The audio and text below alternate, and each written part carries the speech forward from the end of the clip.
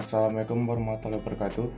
Perkenalkan, saya Muhammad Rizal Sapalevi dengan NIM 211 35035 dari kelas Sistem Informasi Manajemen A dengan dosen pengampu Pak Dedi Kusuma Habibi, SIP MPA Program Studi Administrasi. Video saya kali ini akan menjawab pertanyaan soal UAS yang diberikan melalui Google Classroom. Soal nomor 1, bagian A. Jelaskan pengertian digital governance. Digital governance merupakan pengembangan dari konsep e-government dengan lebih menitik beratkan pada keikutsertaan masyarakat pada pengumpulan data dan pemanfaatan data. Yang bagian B, sebut dan jelaskan manfaat digital governance terhadap pengembangan pelayanan publik. Jadi manfaat digital governance antara lain yang pertama, mendorong pemerintahan yang responsif terhadap kebutuhan dan aspirasi masyarakat. Yang kedua, mendorong sisi pemanfaatan dari keterbukaan informasi. Dan yang ketiga, mendorong tingkat partisipasi publik di dalam sistem penyelenggaraan pemerintahan. Soal yang kedua, bagaimana tahapan pengembangan inovasi pelayanan publik dengan pemanfaatan ICT dalam penyelenggaraan pemerintahan? Yang pertama, mengembangkan sistem pelayanan yang andal, terpercaya, serta terjangkau oleh masyarakat luas. Yang kedua, menata sistem dan proses kerja pemerintah dan pemerintah otonom secara holistik. Maksudnya adalah persiapan sumber daya manusia dalam pemerintahan agar beradaptasi dengan sistem yang sudah memanfaatkan teknologi informasi dan komunikasi. Yang ketiga, memanfaatkan teknologi informasi dan komunikasi secara optimal. Yang keempat, meningkatkan peran serta dunia usaha dan mengembangkan industri telekomunikasi dan teknologi informasi. Peran dunia usaha cenderung kepada partisipasi dalam pemanfaatan e-governance, sehingga pelayanan publik tidak sepenuhnya dilayani pemerintah.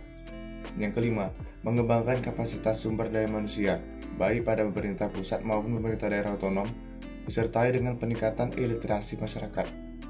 Yang keenam, melaksanakan pengembangan secara sistematik melalui tahapan yang realistik dan terukur, yaitu melalui tahapan persiapan, pemantapan, dan pemanfaatan.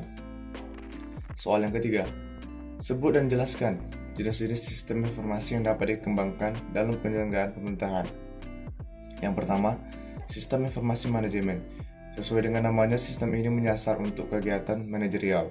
Yang termasuk ke dalam manajerial adalah setiap orang memiliki kedudukan dalam organisasi dan pekerjaan yang memiliki tanggung jawab untuk manajemen pada suatu divisi atau bagian perusahaan tersebut. Yang kedua, sistem informasi akuntansi. Sistem informasi akuntansi ini merupakan implementasi sistem organisasi yang berhubungan dengan sistem akuntansi dari suatu organisasi atau perusahaan. Akuntansi memiliki fungsi untuk melihat kondisi keuangan suatu organisasi, apakah sedang surplus atau minus. Dengan adanya sistem informasi akuntansi ini akan membantu tugas seorang akuntan untuk melakukan audit kondisi keuangan perusahaan, menampilkan data-data pemasukan dan pengeluaran, serta melihat keuntungan dan kerugian bisnis, merapikan pencatatan pelaporan keuangan, dan masih banyak lagi. Yang ketiga, sistem informasi keuangan. Sistem informasi keuangan merupakan sistem informasi yang berada di bawah manajemen dan fungsi untuk mengatur keuangan perusahaan. Sistem informasi keuangan ini nantinya akan terintegrasi dengan sistem informasi akuntansi untuk masalah pencocokan data. Yang keempat, sistem informasi sumber daya manusia. Sistem informasi ini sering digunakan pada bagian HRD dan personalia dalam perusahaan untuk menyimpan data diri karyawan, gaji pokok, tunjangan, bonus, masa kerja, jabatan, dan sebagainya. Yang kelima, sistem informasi pemasaran. Sistem informasi pemasaran sangat penting bagi divisi pemasaran dalam perusahaan. Dengan sistem pemasaran ini akan membantu dalam proses pencatatan dan memberikan segala informasi mengenai penjualan yang telah dilakukan dari perusahaan. Selanjutnya, soal yang keempat, sebut dan jelaskan kendala dan hambatan apa saja yang mungkin terjadi dalam penyelenggaraan pemerintah berbasis digital governance. Yang pertama, penetrasi pasar hardware dan provider layanan jasa teknologi, komunikasi dan informasi belum merata hingga ke daerah terpencil, sehingga bukan hanya masalah dalam infrastruktur saja, tetapi dalam infrastruktur juga masih kurang memadai. Masalah tersebut juga diperparah dengan masih mahalnya sarana dan prasarana teknologi ICT. Yang kedua, masih belum meratanya literasi masyarakat berkaitan dengan pemanfaatan e-governance.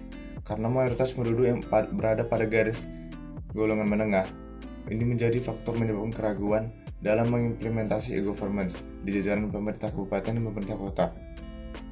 Yang ketiga, belum tersedianya sumber daya manusia yang memadai atau minim dari segi skill dan manajerial dalam pengelolaan sistem pemerintah daerah, sehingga masih banyak pemerintah kabupaten dan pemerintah kota yang ragu menerapkan e-governance. Mungkin itu saja yang dapat saya sampaikan. Lebih kurang mohon maaf jika ada kesalahan dan kekurangan, mohon dimaafkan. Wabillahi taufiq wal hidayah. Assalamualaikum warahmatullahi wabarakatuh.